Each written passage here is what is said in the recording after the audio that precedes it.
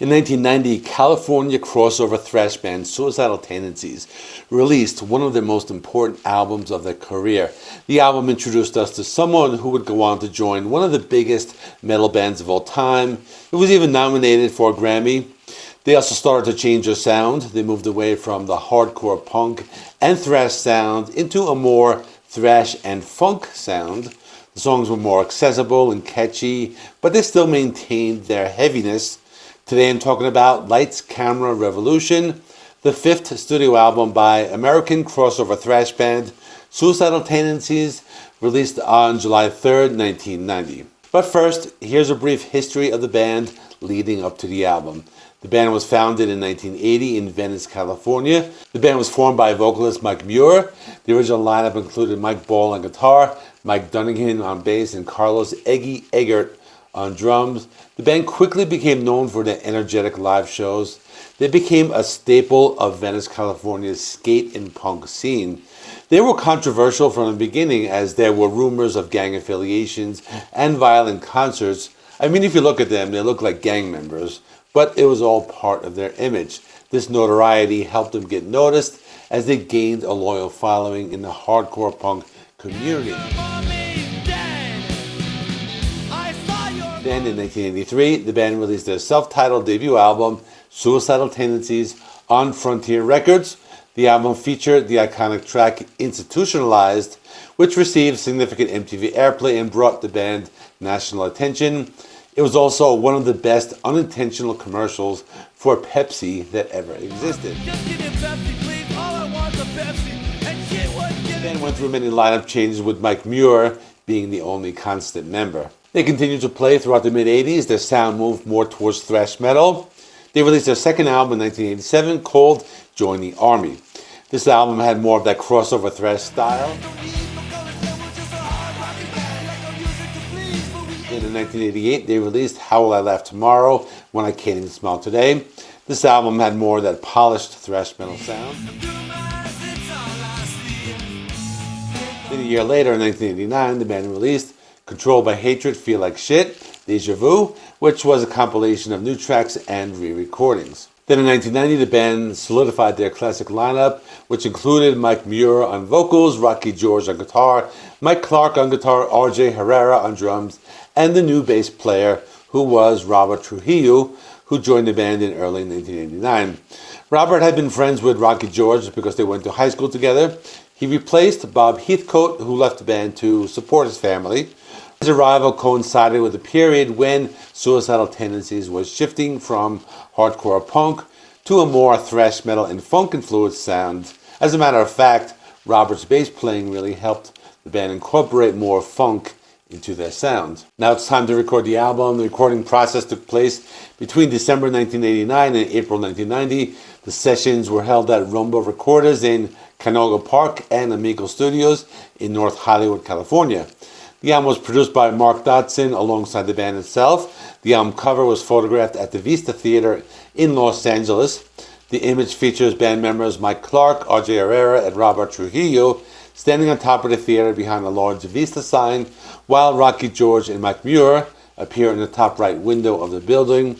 They chose this location to show the band's connection to Los Angeles. The album had some iconic tracks. One of the standouts was You Can't Bring Me Down. This band was starting to show their maturity with some more complex song structures. The song begins with his melodic whammy bar solo with some cleaner, almost acoustic rhythms at first, moving into a heavier thrash metal guitar riff. The band was also experimenting with more sounds, such as two-hand tapping on the guitar and various guitar solos. There were also mid-tempo shifts, and Mike Muir delivered a mix of singing and his classic spoken word rants. The lyrics were very personal, and they were about a person who refuses to be broken or controlled by external forces. In other words, it was a rebellious song. The music video was pretty cool. For example, they show these newspapers with headlines saying they were banned from playing in Los Angeles. The video shows Mike in an interrogation room and the band playing in what looks like an abandoned warehouse with graffiti-filled walls and burning trash cans.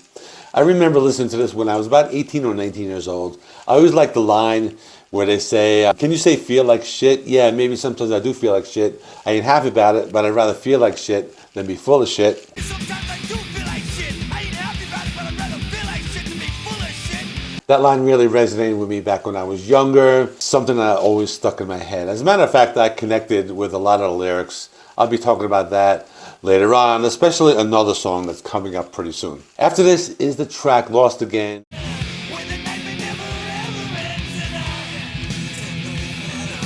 Heavy metal style guitar solos.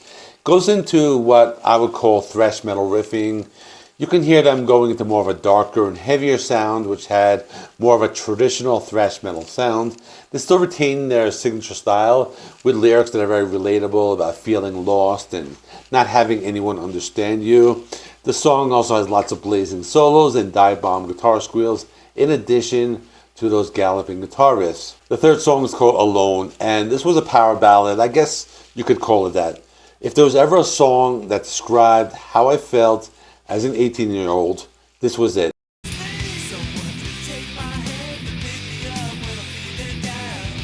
It was about feeling alone even when you're in a group of people.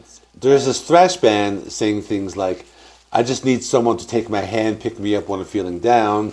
18-year-old me is listening to this thinking to myself, I couldn't believe this thrash band really understood how I felt at the time when no one else would. I was a freshman in college and I kind of was getting used to being on my own. So we all know, as a young man, you don't have anyone to turn to talk about your feelings. And sometimes all you have is the music, and that's your only friend. But now that I got that out, let me talk about the next song, which is called Lovely. This is where they start to show off more of that funky sound, and it really shows off Robert's bass guitar playing. The song still has a thrash metal sound, but with a slower pace. Mike Muir continues to do his spoken word vocals. He goes on these rants. I like the song, not one of my favorites, but I like the funkiness of it, especially in the second part of the song where they pick up the pace and play some thrash riffs mixed with some funk guitar. I thought that was cool.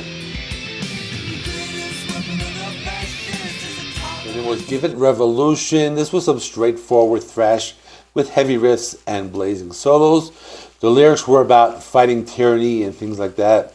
The song had Mike Muir doing his singing style, less of his shouting. It was another one of their songs, Rebellion, included some gang vocals in the chorus.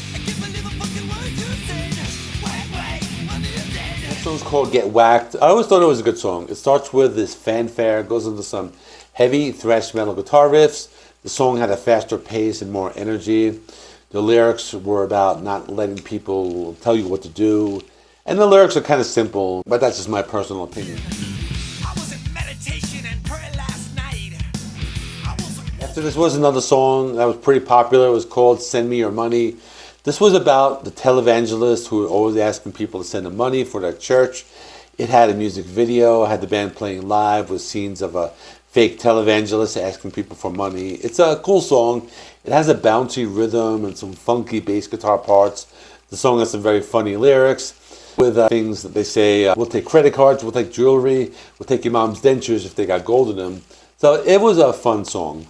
A lot of thrash bands were talking about this particular topic around that time, and other metal bands, even Ozzy Osbourne. It was just something very common and something you would see on TV all the time. Then there was a song, Emotion number 13. It was more of a thrash metal song.